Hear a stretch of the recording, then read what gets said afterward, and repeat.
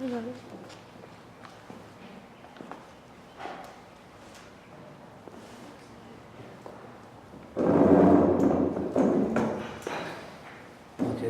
الرحمن الرحيم الحمد لله والصلاة والسلام على سيد المرسلين وعلى آله وأصحابه أجمعين أما بعد. Jazakallah khair for coming, and I'm just a substitute, I guess, a guest with you guys. MashaAllah, it's beautiful to see this kind of setting up here and on a Sunday morning. May Allah subhanahu wa ta'ala reward you guys. That is beautiful, showing that you have this likeness and love to learn and desire. It's beautiful. I just want to get your names before we start.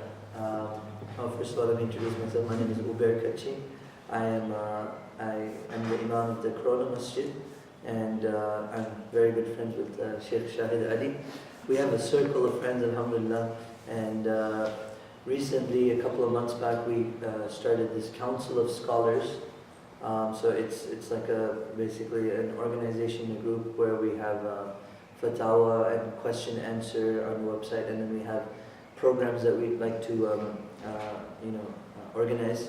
The most recent one was a Sharia program that we held in Diamond Bar. You were there, so IOK, Institute of Knowledge, and mashallah, that was very beneficial. We got a lot of good feedback from the people, mashallah. So alhamdulillah, we're trying, and inshallah make dua for us, and Allah subhanahu wa ta'ala uses us for His deen, for the service of His deen, inshallah. So, mashallah, commentary on the 40 Hadith of Al-Nawawi. How long has it been since you have started this? Maybe a month? Yeah. Oh, okay.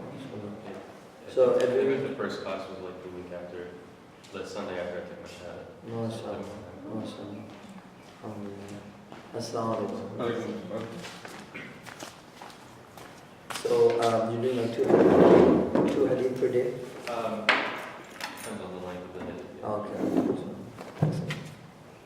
Okay, inshallah. So let's begin. Bismillah ar-Rahman ar-Rahim. We're on hadith number 15, is that correct? Is the hadith one? Okay. I don't know how the class is usually held. Let me know if I'm doing anything. You guys usually read, is it correct? Yeah. One of you read? So Bismillah. Let's have somebody read the hadith. Is that how you do it?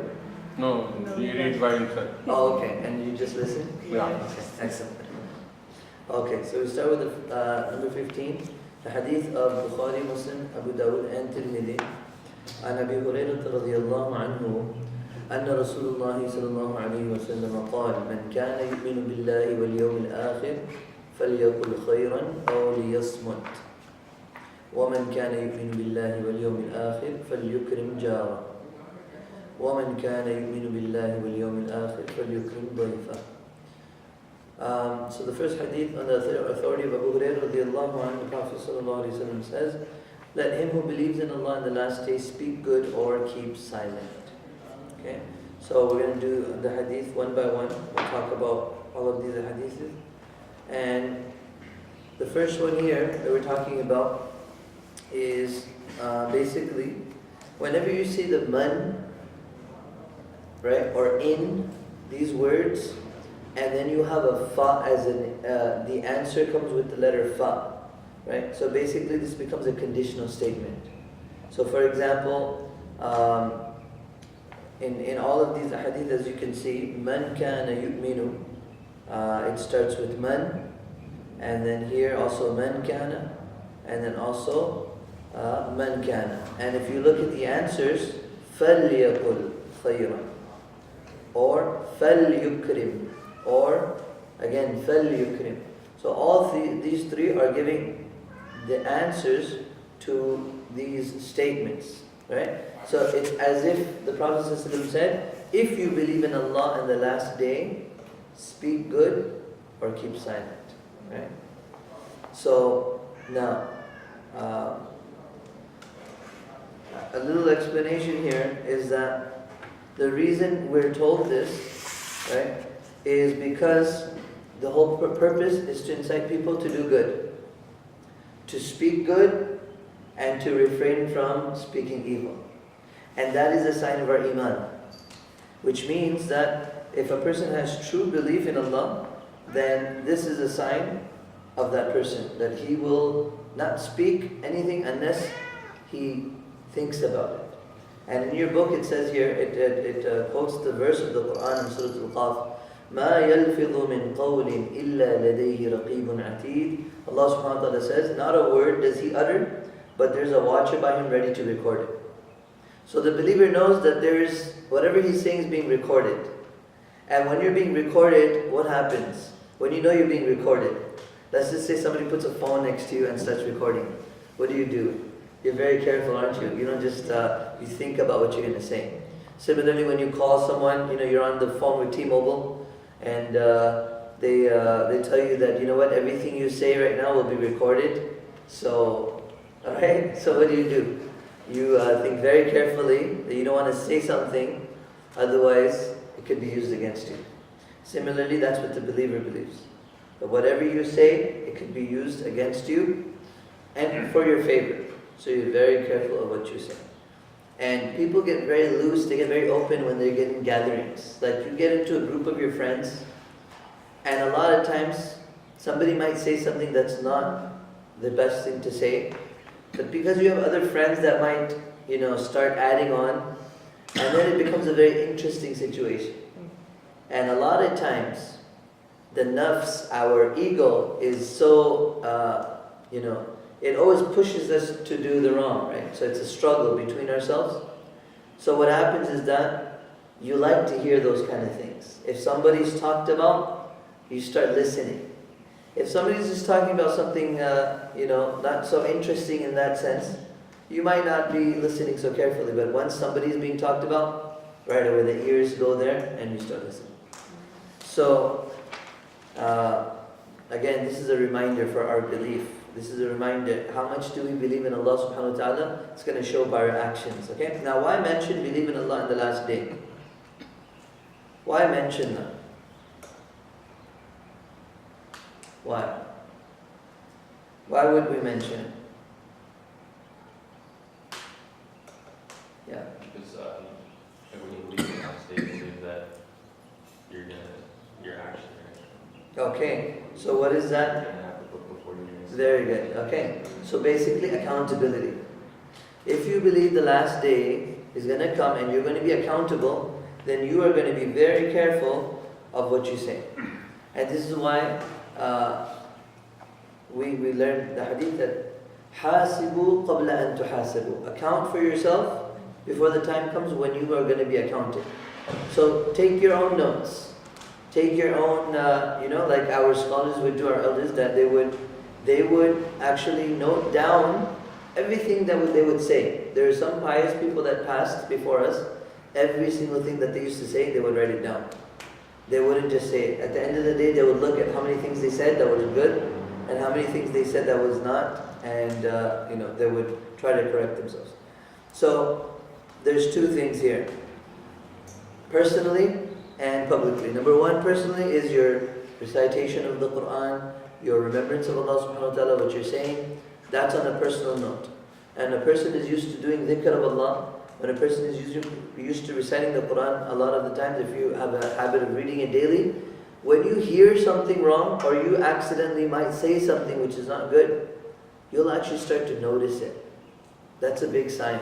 If you can't even notice sometimes what you're saying, then that's not a good thing, right?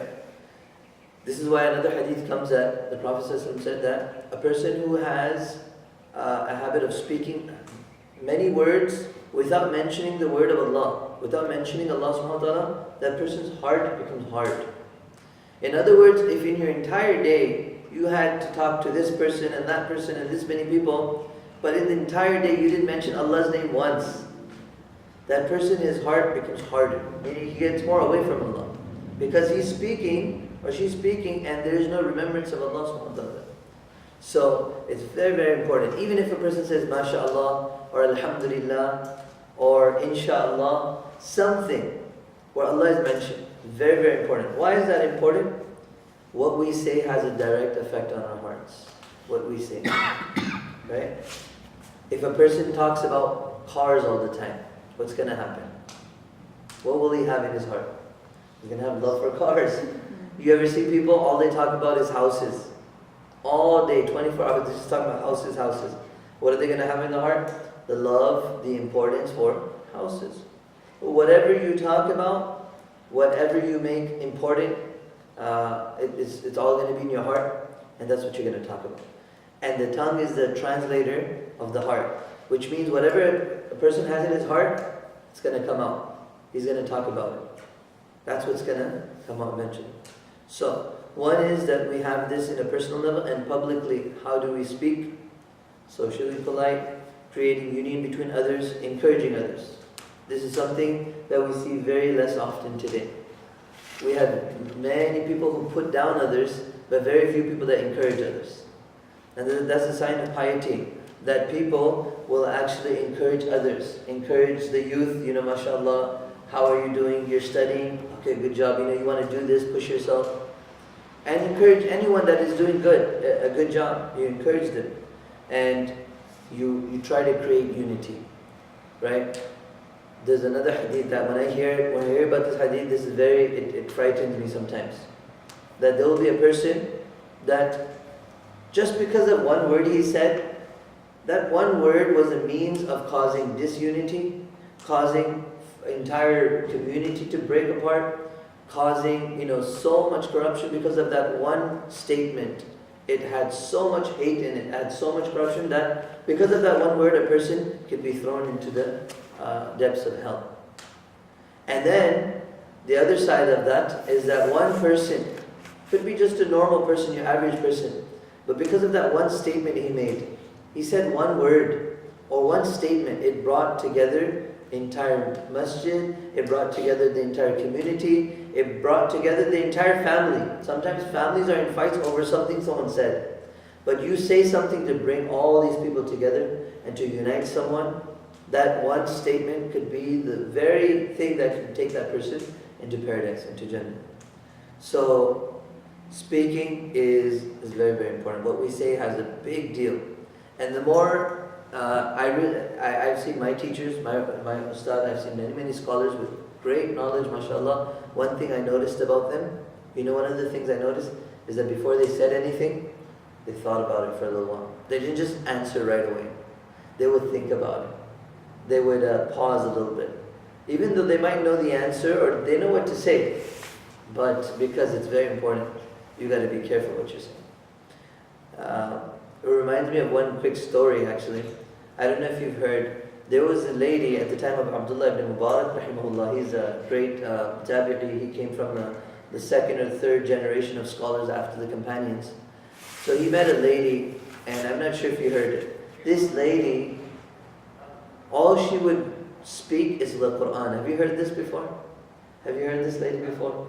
So there was a lady from his time, Abdullah ibn Mubarak, who nobody knew about, and he met her on a journey. He was coming back from the Hajj, and he saw this lady who only spoke the Quran, meaning all her answers were from the Quran. She would not speak anything else. And it was very surprising. So anyway, that's a long story. I'm not even mentioning the story. I just thought I mentioned that part. Inshallah, maybe next time we'll talk about it. It's a long story, but it's beautiful.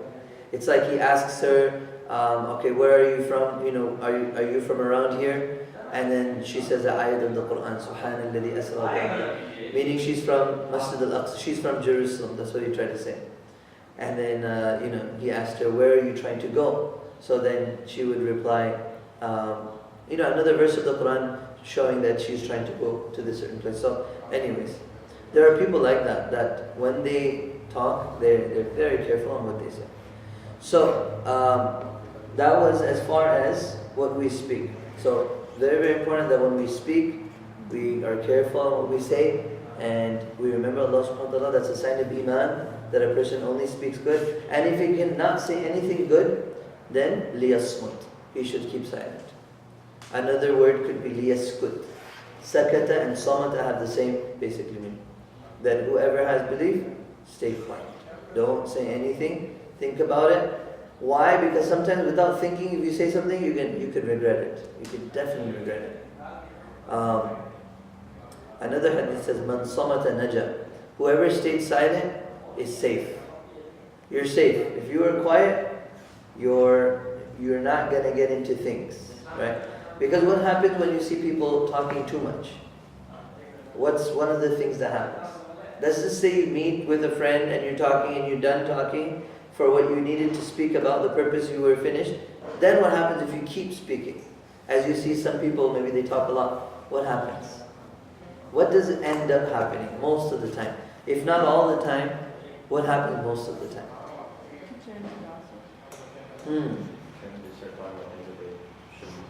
Exactly. Gossip and things which are unnecessary. And the shaitan is always there to try to move that talk into the direction where he wants you to go. So you start talking about he or she, or you start commenting on things, or you start backbiting, or you start maybe just making things up, whatever it is. So speak as much as you need to speak.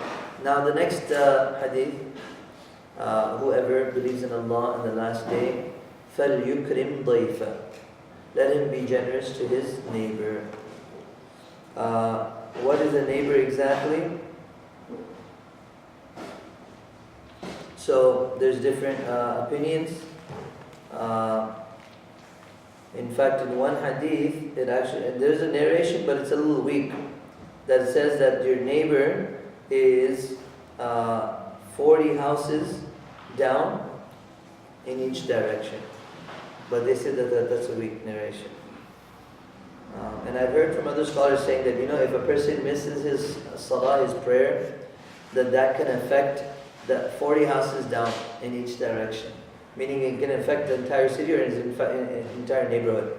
But that would be difficult. I mean, practically speaking, if those were all your neighbors, then to be able to take care of all of them and to fulfill your right, that would be very difficult. One hadith I forgot to mention when it comes to speaking is that a riwayah of Ahmed in his Muslim. He says that the Prophet ﷺ said, a servant's iman is not straight and correct until his heart is straight and correct. And his heart is not straight and correct until his tongue is straight and correct. So, in fact, what we're saying is that what you say has a direct effect on your actions also. What you are speaking about has a direct effect on your actions. Alright. So, again, it's not specified, your neighbor. Okay, and the principle here is that everything that is mentioned, unspecified in the Sharia, is referred back to the norms and customs of the time. So we are going to go according to the customs and time. Alright, why is being generous to our neighbors so important?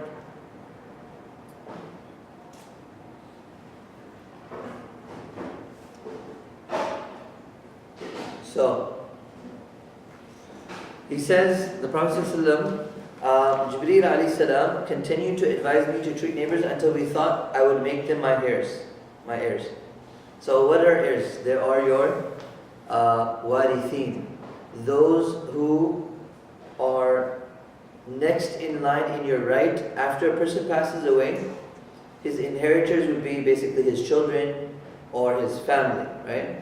And there's an entire science of that, of inheritance.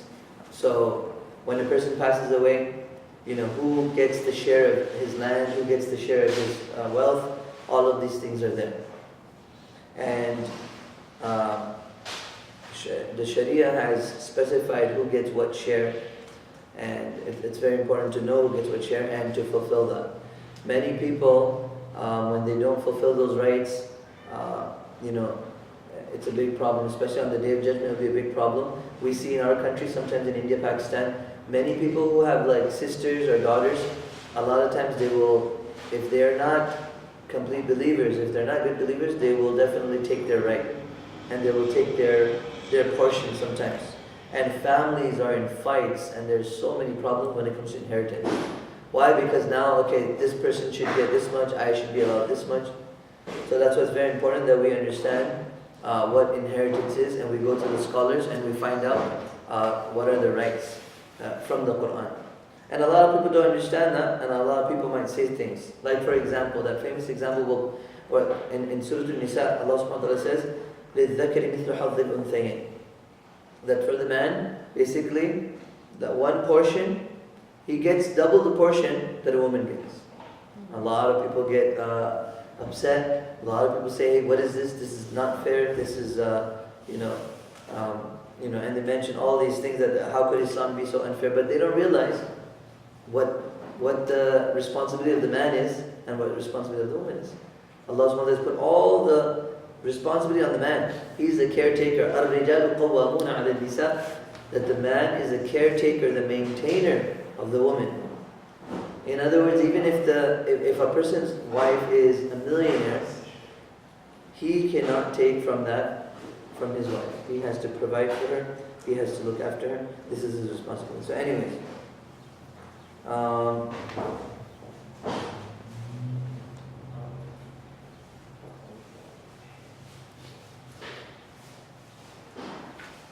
okay. So we're going to go by the custom of when it comes to the neighbors. And what is it known as today, in our day and age? What is it known as, when we talk about neighbors, what are we talking about in our day and age?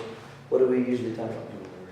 People are next door to us. So basically, the people on our left, the people on our right, in front of us, sometimes also those who are behind us, all of these people basically around us are considered our neighbors, okay? And what does it mean when we say be generous to them?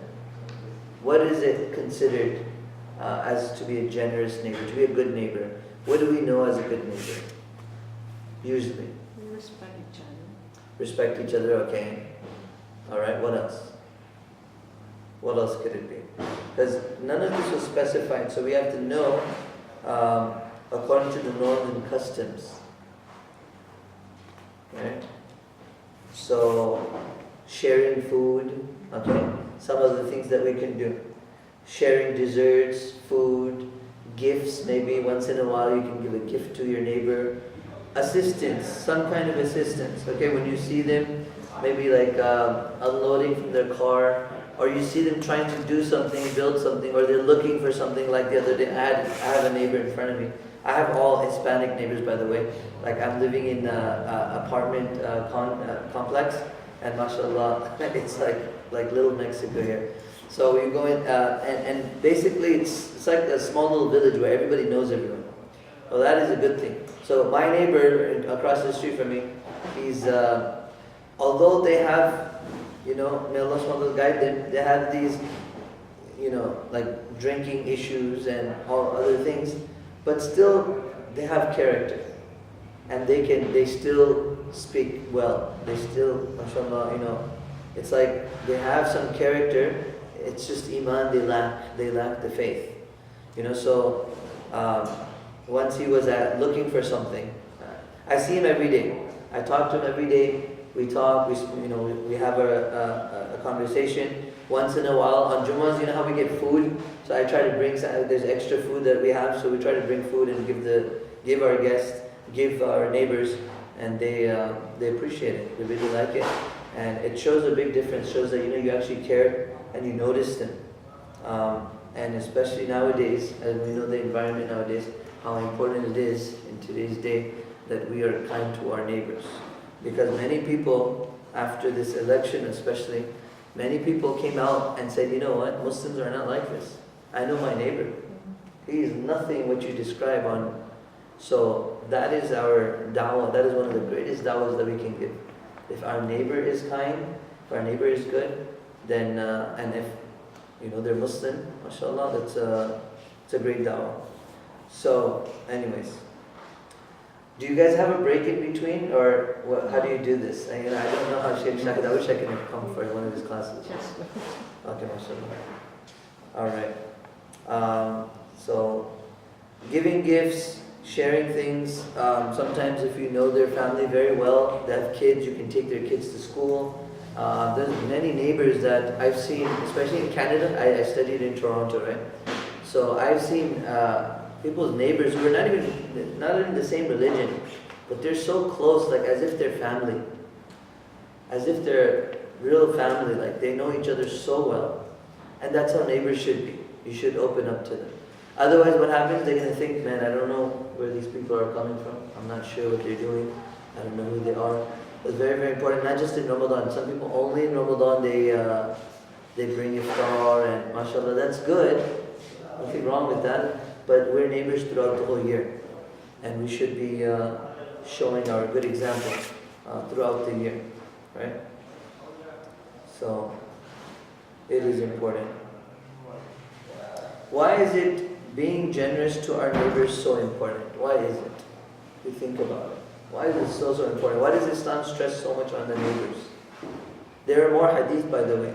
When it comes to neighbors, there are a lot more hadith, but here the Prophet ﷺ specifically addressed that whoever believes in Allah and the last day should show generosity and kindness to his neighbors. Assalamu alaikum. Why though? Why so much stress? Think about it.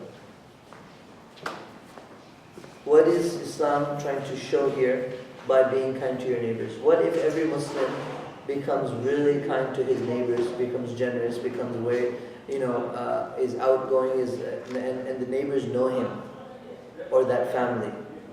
What happens?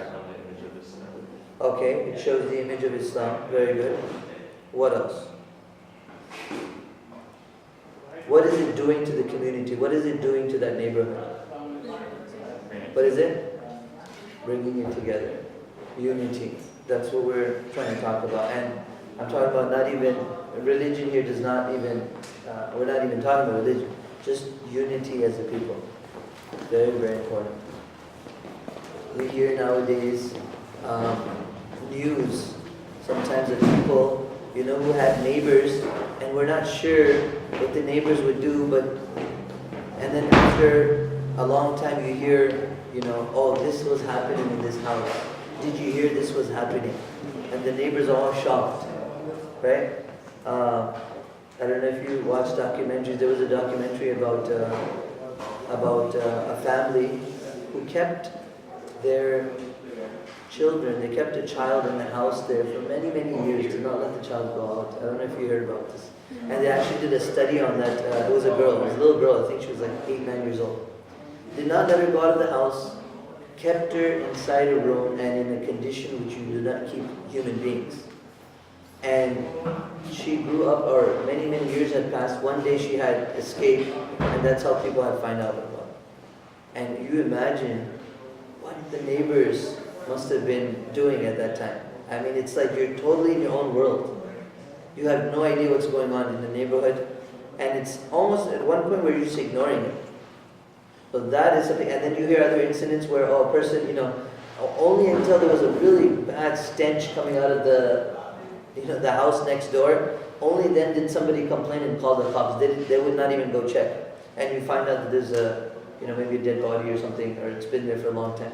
So these are sad situations that we're in. In fact, there's a hadith, the Prophet ﷺ, he mentioned this would happen, right? Prophesied that a time will come when the people will not even know or visit their neighbors because of being so engrossed in their, I think the satellite dish was mentioned also, right? He used the word atbaq. That a time will come of atbaq, and atbaq is the plural of tabaq, and that actually means dish. It actually means the satellite dish. He literally mentioned that till the point where it will be spread so far and wide that people will be engrossed in it and will not have the time to visit their own neighbor, visit their own relatives. And you see that today. I've been in the most rural areas, the poorest areas of India, in the villages, like the far and wide villages, and I've seen houses made of, tin, right? Like tin and sheet, paper sheet, right? Metal sheet. And you see that this house is just big enough for the family to barely even, you can just, if all the family members laid down, they could barely just make it and fit in. I've actually seen it with my eyes. But on top of that house, there'll be a huge satellite dish. And so as long as the family is entertained, as long as there's something going on, they're okay with it. It's unbelievable.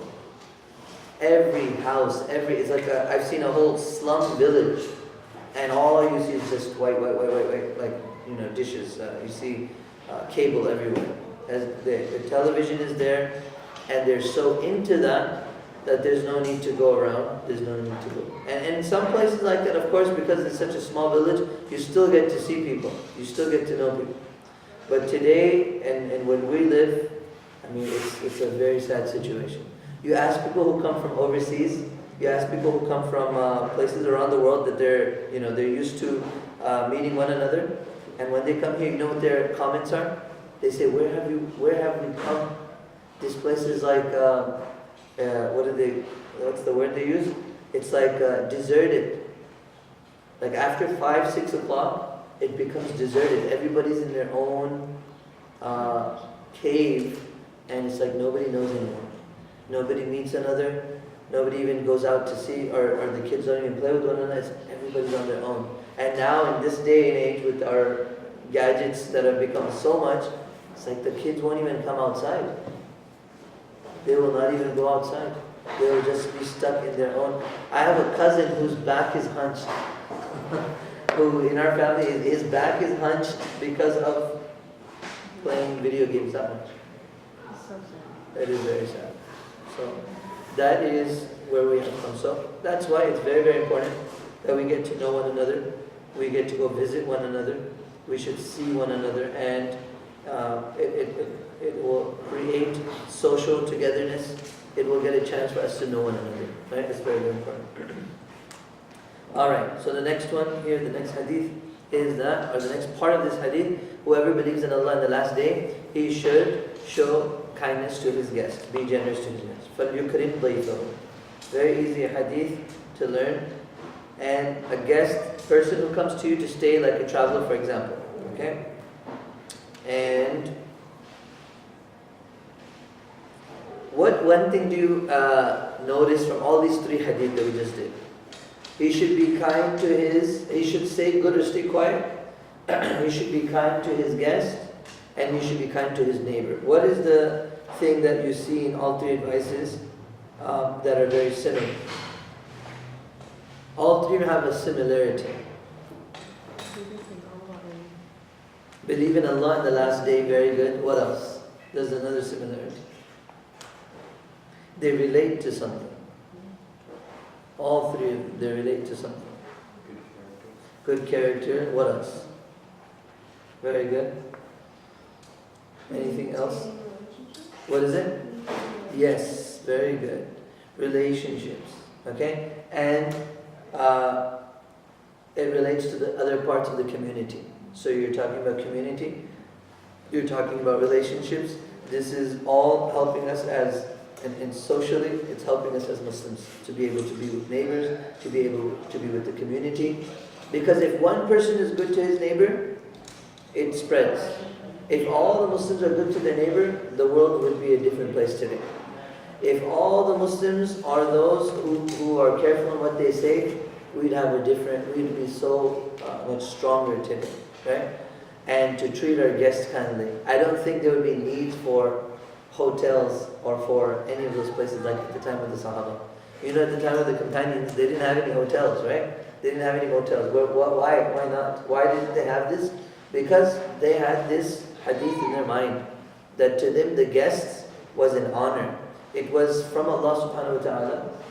The guest is coming from Allah, and this is a chance for them to show their kindness. They would wait for guests. In fact, a lot of them could not afford to take guests, but they still would show this kindness. Alright? So the hadith comes, he who believes in Allah and the last day should accommodate his guests according to his right. He was asked, what is his right, O Messenger of Allah? Excuse me. What is his right, O Messenger of Allah? He replied, it is to accommodate him for a day and a night. For 1 day and 1 night, that's the right of the believer. Why? Because at least you are, the person has a time to rest. You don't know how long a person has traveled. You don't know how much difficulty a person went through travel. And traveling is difficulty, even today.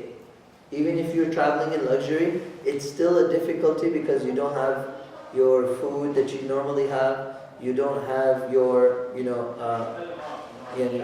not in your place, and you don't know what's to come next. You're always in the traveling, and anything can happen while you're traveling. So therefore, Allah subhanahu wa ta'ala made it easy for us. We pray less, we have qasr salah, And Allah has made it easy that even if you're traveling non-stop and you have a Friday and you cannot make it for the Friday prayer, you're even excused for that. So, so for 1 day and 1 night, that is his right, and hospitality extends for 3 days, and what is beyond that is charity. Okay? What is beyond that is charity. I'm sorry, were you writing this? No. Okay. So what is beyond that is charity. In other words, if a person comes as a guest for 1 day, then it's very, very important that you go out of your way. You try your best to try to host the person or the family and take care of them as this is a right. Okay? And we learned this from the lives of the companions. The Prophet ﷺ asked one day, he said, who's going to take care of my guests? And one family came out and they said, we will take care of them, O Messenger of Allah, we will take care of them. And they knew that they could not, they didn't have the means. They barely had any food in their house. But because this was a guest of the Messenger of Allah, they said, we're going to take care of him. So that guest came, and the family is there, and they barely have enough meal for maybe 2-3 people. Not even 2 people, barely enough for one person. And you know what they do? They basically start to boil water to show the kids that food is cooking, and the kids basically wait and they fall asleep. And the husband and the wife, what they do, and this story is recorded in the Quran also, it mentions that they sat with the guest and they actually dimmed the light. SubhanAllah, they dimmed the light. It's night time, you can't see that well, and the guest is eating, and they're talking, and they're pretending to eat. And the guest eats to his fill, and they stay hungry, and they go to sleep. That's the way they spend their night. That much right they give to that guest. And the next day, Allah subhanahu wa ta'ala reveals verses of the Quran in their favor. Allah subhanahu wa ta'ala says, يُؤْثِرُونَ عَلَىٰ أَنفُسِهِمْ وَلَوْ كَانَ بِهِمْ خَصَاصَةٌ. That they prefer others, they give preference over others to themselves. One is, you're kind to someone, if they're kind to you. Then one is, you prefer them over you. You give them your own right. These people are eating, pretending to eat while their neighbor gets full. It's so easy for me to say this. Honestly, I need this in my life. We all need this in our life. How easy it is to say, but how many can do something like that? So what happened? The Prophet ﷺ, the next day, he sees that companion. What is this? Is that the code? Yeah, the code, I think. Okay, On so the, I don't They know. know maybe. Yeah. I'll tell. Go. I'll tell. Jazakallah. Usually, So, usually another brother did it. Oh. They fix the number. that happened all the time? Yeah. Oh. Okay.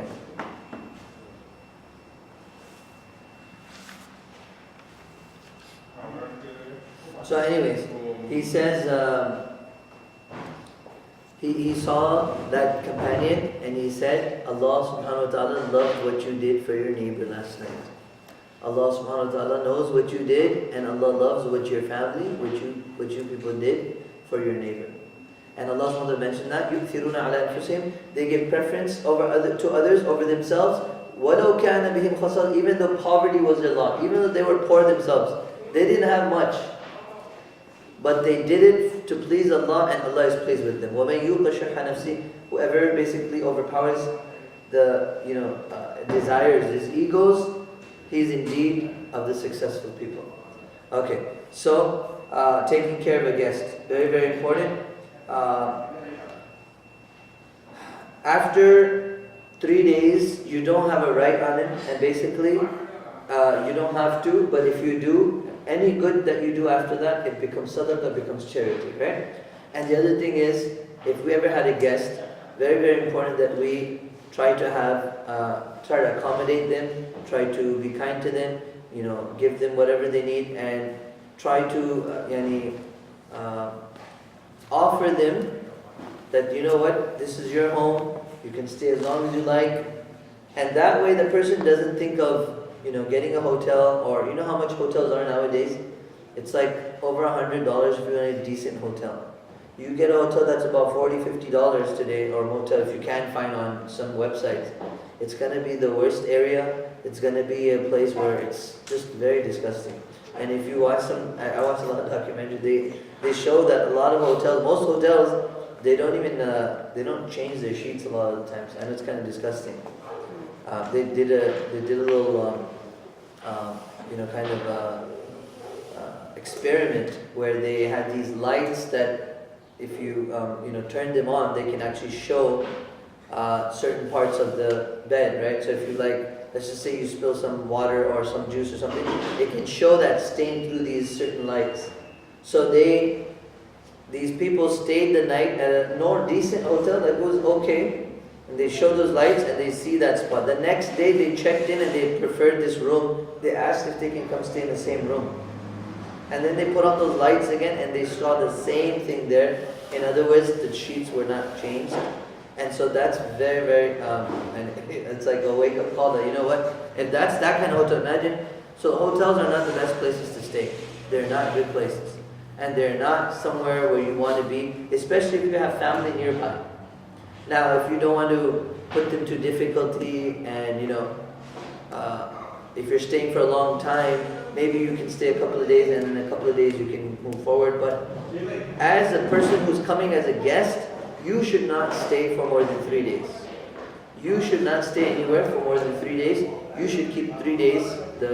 Unless, of course, you're very close to the family, you're like brother, sister, or your relatives, and they insist that you stay, then inshallah that's no problem. Otherwise, you shouldn't stay too long. And when you have guests, you should provide for them the best place, provide for them enough things, and be kind to them. So that's a sign of Iman. That's a sign of your Iman. And when we have so many guests, imagine if every Muslim was to understand the importance of guests, there would be no need for people to stay other places. When we have guests here that come from outside, they come to our masjid, someone should be there in the community that is ready to provide for them. Somebody should be there.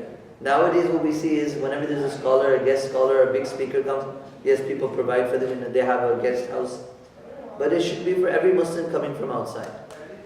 But that's the reason. Now it's become the norm. It's like nobody thinks about going to someone's house. They only think about certain hotels and motels. Anyways. And then that next hadith that we're going to do, and we'll complete with this hadith here. Abu Hurairah radiallahu anhu, أن رجلا قال النبي صلى الله عليه وسلم أوصني قال لا تغضب فردد مرارا قال لا تغضب. Okay? So this hadith, very famous. Abu Hurairah, on the authority of Abu Hurairah radiallahu anhu, a man said to the Prophet sallallahu alaihi wasallam, counsel me, awsini, yani wasi, give me advice. Do not, and the Prophet ﷺ said, do not become angry. The man repeated his request for counsel several times. And he also give me more advice. And each time the Prophet ﷺ said, La taghdab, do not become angry. Alright.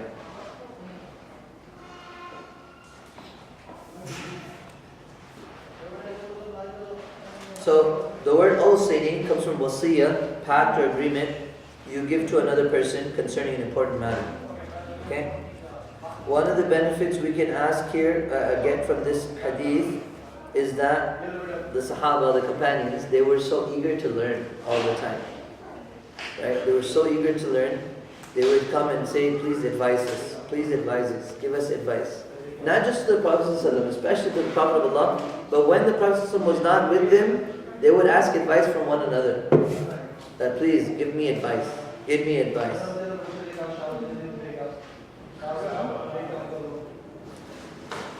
And why does a person seek advice? And who would he seek advice to? Why would a person seek advice? Why? What is he trying to gain? And what is that showing about a person? How many people do you see every day saying, give me advice? Have you seen anyone? Have you heard of anyone? There's very few people. The number one thing it shows is humility. When you want advice, that means you want to learn from someone. You want to be a student to that person. And a student is the humblest of all people. That is why always be a student. We are all students. None of us is a teacher or sheikh or anything like that. We're all students all the time. Always be a student, because the student is the most humble person. He's always learning, and they're always trying to seek advice. And we, every single time, our classmates, my classmates, all the time, whenever we see our teachers, we would, alhamdulillah, try to practice the hadith and say, you know what? When the shaykh would be sitting down, have a couple minutes, shaykh, please give us advice. Or give us advice in this matter. Sometimes give us advice in that matter. It's very, very important that always continue seeking advice. Never be the one trying to give advice. Never be the one thinking, you know what, I will be the one to give this person advice. Because again, it's showing that, you know what, you don't know. And you're showing your humility before Allah subhanahu wa ta'ala. And this was what the Sahaba did. This was what the companion did. Their request was so that they may learn, and their personal desire to learn all the time. Now, why did the Prophet ﷺ not give him just one advice and say, you know what, have taqwa? That's okay, we're not going to be too long. The Prophet ﷺ could have just said, hey, you know what, have taqwa. Fear Allah. But he didn't say that. Why? The Prophet ﷺ could have given him any advice. Why did he give him this advice of all the things?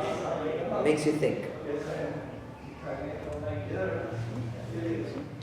So the question is that the Prophet ﷺ could have said, you know what, just have taqwa, fear Allah, and that would have settled it. Or he could have told him some other general advice, that hey, you know, have belief in the akhirah or something very similar.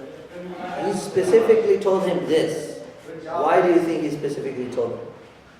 If you are thirsty, you can have water. I can give you water from here. Why? Why do you think he told him? Wait. Just wait, guys. Any guess? Okay, let's put the question another way. Two people come to the Prophet ﷺ with the same question. They both get different answers. Why? Why would that be? What is this showing? Any guesses? Okay. Depend problem. Okay, very good. So everyone is different. Everyone has their own specific, and so the answer that you would give a person would be according to their needs. According to their needs. And this person kept repeating, so this was his need. And the Prophet ﷺ knew the people, and he knew him. So his problem is that it wasn't that he would continually become angry. Okay? Here, the meaning is not to get angry. Right? Is that possible if you tell somebody don't get angry? Is that possible that a person cannot? No, of course not. Everybody has anger, it's natural. In fact, if we did not have anger, then a lot of things we would not be able to do. You know, anger is a gift from Allah as long as you can have it in control. Anger is put inside us so that we can use it for the right things. If a person has belief, then that anger will give him the courage to be brave in times of stopping wrong. A person will only stop something wrong if he gets angry. When he gets angry for the sake of Allah. Like for example, a person is, he sees something going on in front of him that's wrong. He sees someone getting beat up, someone getting, oppressed in front of him. And he becomes angry. What is this? How could this happen? So that anger, if he has belief in Allah, he'll be used for the right thing. He will go and he'll stop that person. The first thing he'll stop, the Prophet ﷺ said, whoever has iman, that the first thing he should do when he sees something wrong is stop it with his hand. If he has the power, ability, stop it with his hand. If he cannot stop it with his hand, he should speak up. If he cannot even speak up and is that weak that he cannot at least feel that that's the worst thing that's happening. Whatever is happening is bad that's going on, and that's the lowest part.